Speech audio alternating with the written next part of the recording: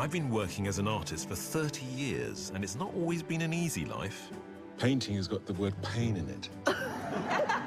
But during my 11 years as a judge on Artist of the Year, it's been a joy to see other artists at work. Nice watching you paint. Thank you. And breathing down your neck as well. At times, it's even made me emotional. What Samira does, she brings magic to the process of painting. So I'm gonna get emotional. Oh, Ty! Judging on this program has been an unforgettable artistic adventure. Paint that. I don't know. With spectacular landscapes. I think it's my favorite location ever. Really? Yes. And glittering celebrity sitters. And begin. Oh my gosh. Very good. Along the way, I've had the privilege of meeting hundreds of talented artists. That he can do this is kind of mind-boggling. And the personality is just pow! 21 of whom have taken home the Artist of the Year crown. Morag Keister. Christian Hook. Wendy Barrett. Finn Campbell-Knockman. With winning commissions hanging on the walls of some of Britain's most prestigious institutions. It's beautiful. So how much? And now, in this new chapter, a select few are joining me to share some of their tips, tricks, and hard-earned lessons.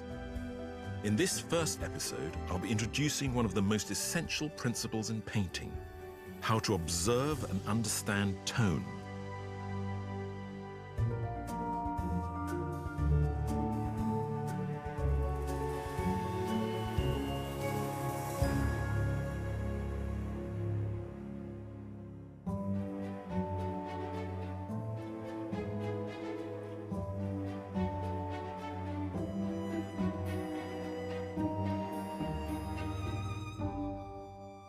Hi, welcome to our new series of masterclasses. This is the first masterclass, and it's got a very important lesson for you. It's about tone. What is tone? It's how light or dark something is. And I think it's very important in the way it helps us construct three-dimensional objects on a flat surface and tricks the brain of the viewer into understanding what they're looking at. I find it terribly fascinating and exciting, and I hope by the end of this you'll find it just as exciting as we work our way through the different tonalities in that and see how it works.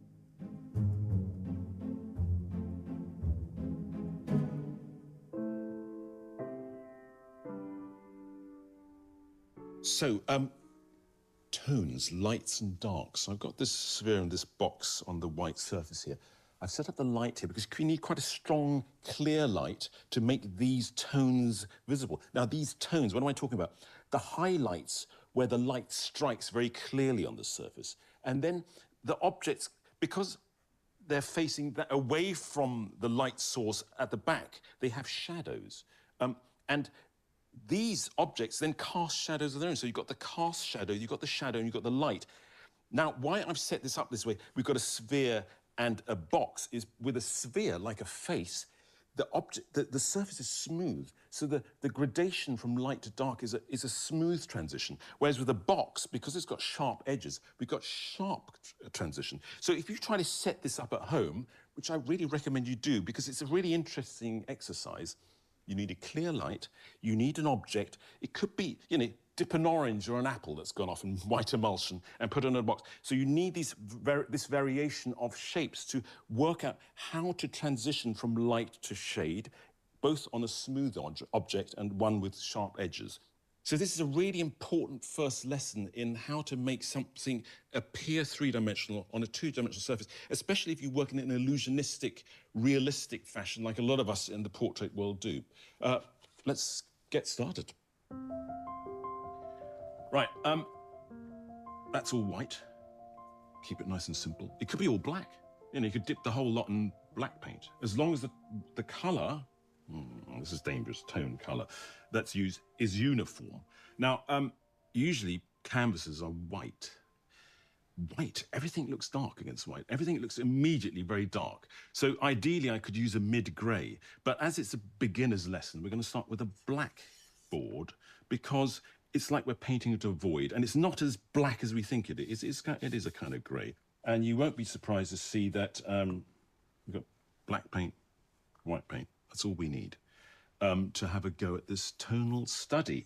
I've got a handful, a quiver full of very chewed up brushes. I really like filberts because they are sort of flat. You can get a lot of paint down, but they also have an edge, so you can get a bit more detail on there. So let's see. How do we start on something like that? Well, I think the main tone, the first tone is, the first two main tones, which are the grey background and then the whitish shape. And I would say also, people call this the shape of the tone, is I'm going to bring that grey background into the shadows because it'll give me a sense of where everything is. So basically, I'm going to start with the whites and the greys and see if I can just lock the whole thing in. And once that's locked in, I'm going to start tweaking the whites and the greys, and we'll make things slightly darker, slightly lighter, and see how the image suddenly appears to be three-dimensional. I hope. Right, let's have a look. So, white, grey, black, sorry, make it grey. Right, let's have a go at this. I also like, as you see, I don't have any medium here. It's a good exercise in putting paint on. Beginners and experienced artists are always a bit afraid of paint. It's great stuff. You've got to just put it on, man. You don't need to thin it out or anything. So let's put the horizon in. Let's get the line of the box here. Bring it down to here. There we go. Now there's a shadow here that comes out the back there. Let's make that grey as well.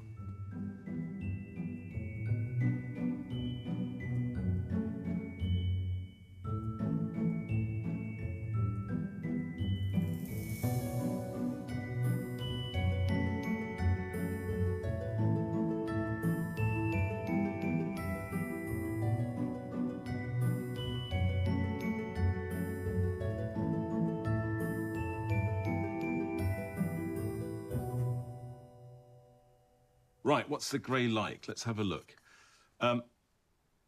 This is good. You look down here and you isolate the grey you're painting, and that's pretty spot on.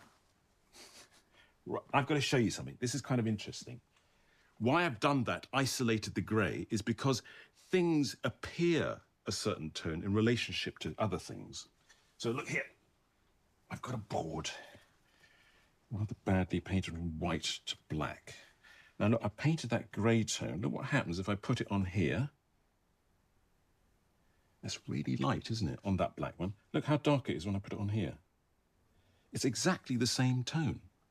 So when I say you're trying to get the right grey, isolate it by looking down the tunnel you've made with your hand to work out whether the tone is correct. It's because when you look at it, it's always in relationship to all the stuff around it, and you won't get the right grey. Right, let's crack on with the background. So I'm blocking that in, being very free with it.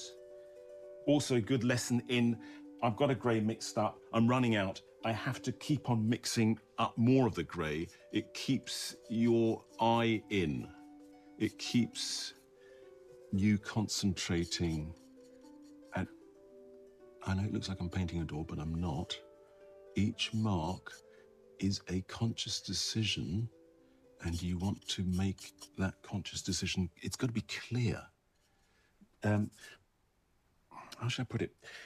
People often neglect the way you put paint onto a canvas. It's like, it's just a colour. It isn't a colour, it's stuff. You've got to think of great painters, you know, Rembrandt, Van Gogh. They're all putting paint on. They understand how it works. You've got to put it on properly and not be apologetic about it. Right, I'm going around the object. What I'm seeing, funnily enough, is as I'm painting the grey around the object, I haven't, it's still very abstract, nothing's going on here. I see, because of the way the light is falling, that the grey gets darker towards the back here. So I've got to adjust for that.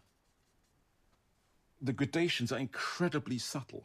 They're very, it's, you know, you've got to be careful that actually, if I squint, that grey looks the same.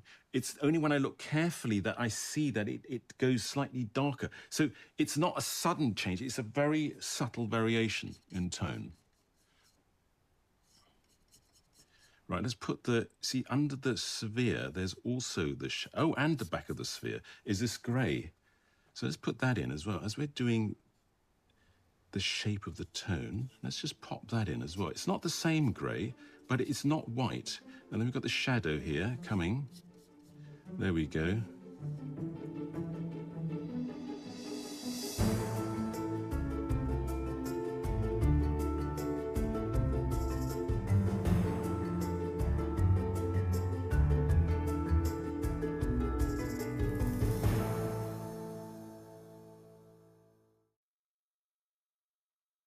Now, we just blocked in the greys. We've got the shadows.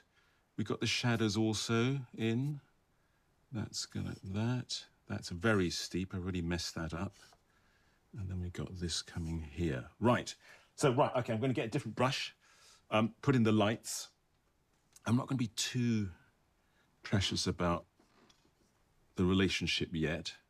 I'm just going to pop this box in. And I'm going to put that, because we're talking about lights, I'm just going to pop that in here. There we go. Right.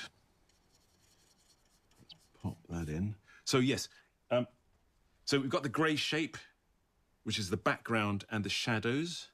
And I'm going to put in the main white shape, which is without trying to be too exact, just putting in, I know the grey is right, but I'm going to put the white in. I'm not too worried about getting that precise at the moment because I can adjust it, but I'm going to just put it in so we get the structure of the box and the sphere in. Right, so it's a lot of, so this beginning bit is sort of spade work, that's what it is, spade work, and then we'll get to the real exciting, I promise you it gets very exciting.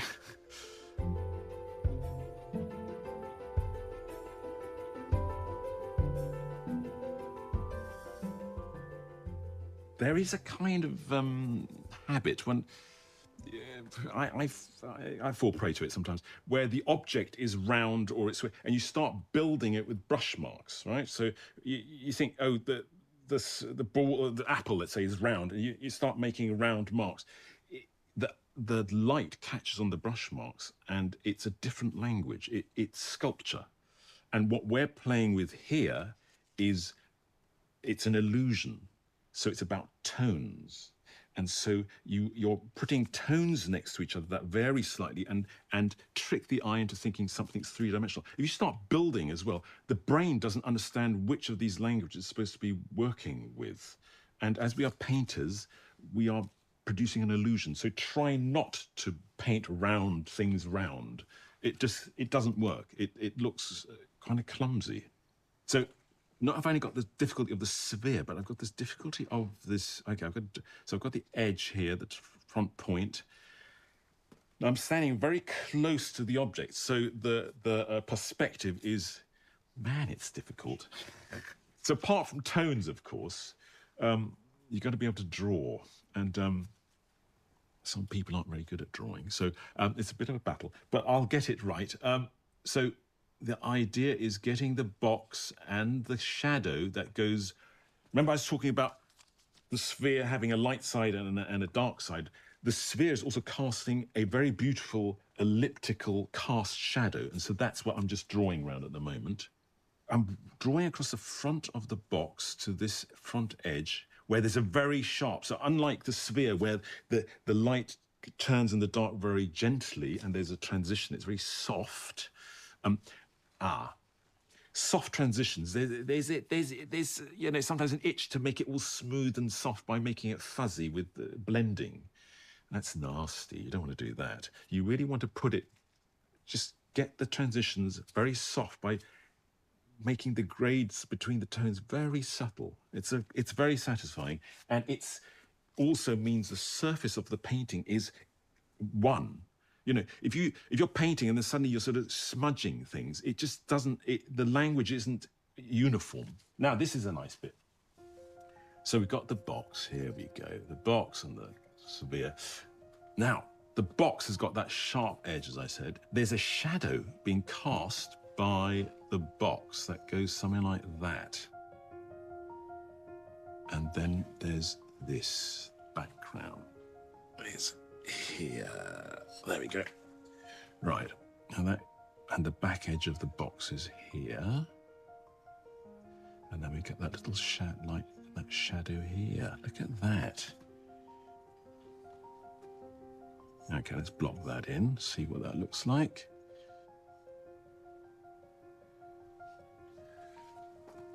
Yes. Okay, the light on my palette is different from the light on my surface I'm painting on. So I might think I've mixed up the right grade. So I put it on and it's too dark. So I just go back and add a bit more. So you can readjust all the time. Right, I'm just going to step back to see if the drawing works. See, already we're getting a sense of where the light is coming from and where the darks are. Look how abrupt that looks. It doesn't, you don't understand what's going, it looks like a piece of apple that's had a bit cut out of it.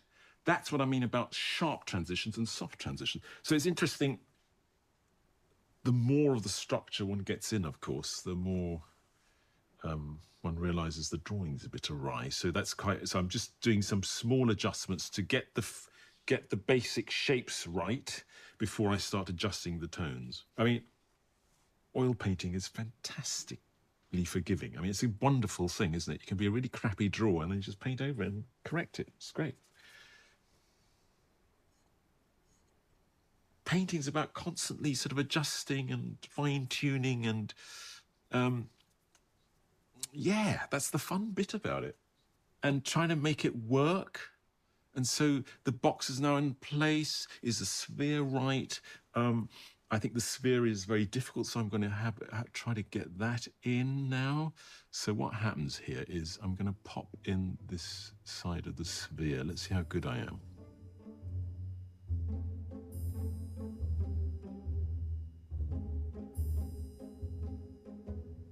There we go. Yeah, sort of. Right. So there's and also, so yes, I'm starting to see edges. When the tones work, they really sing. And I think you'll find this when you start doing this, you're adjusting the tones, and when they work, it really goes, la, it's something happens. I promise.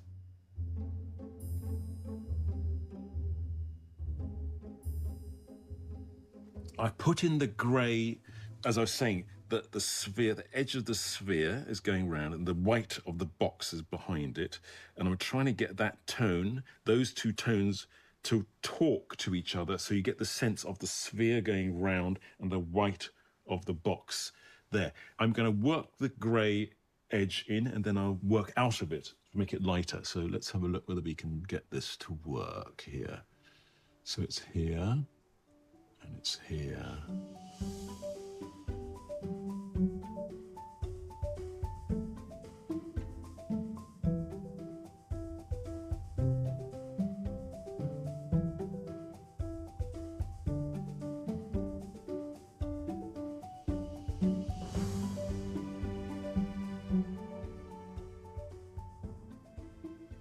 So what I'm going to do now is tweak everything. I've got the structure in. I'm happy with that. So what I'm going to do is make things slightly darker by adding a bit of black, or a bit lighter, adding a bit of white, until the tonal relationships work and start singing, and you get a sense of what's happening there on here on a two-dimensional surface. So I'm just going to pootle around.